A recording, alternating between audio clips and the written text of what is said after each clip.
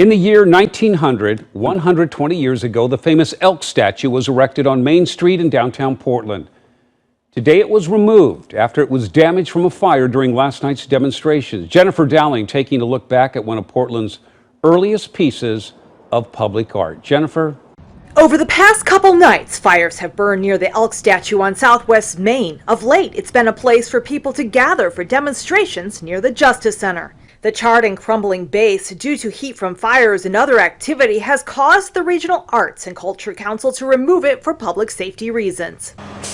It's been such an iconic, historic piece of my daily events for years, and seeing that come down is kind of sad. Heidi Dose says the landscape will look completely different without it. It was sort of the focal point as you're walking through that park area, and to have that gone, it's just going to leave a really big empty spot. The elk has stood here for around 120 years, a gift from former Portland Mayor David P. Thompson in 1900. He wanted a landmark downtown that would serve as a water source for the residents and their animals.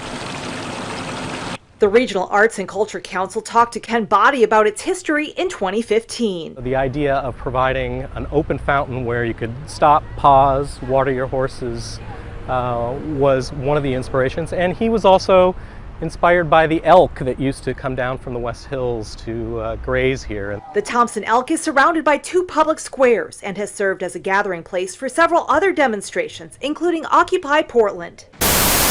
The demonstrator was critically injured when she was struck by a deer. This is video tweeted out right before the accident. The woman was marching with a group on a highway in South Brunswick, New Jersey. The deer darted into the crowd, leaving her with a serious head wound. The victim, 69 years old, currently in intensive care. A couple of other people also had less serious injuries. They were treated at the scene. The deer immediately ran off.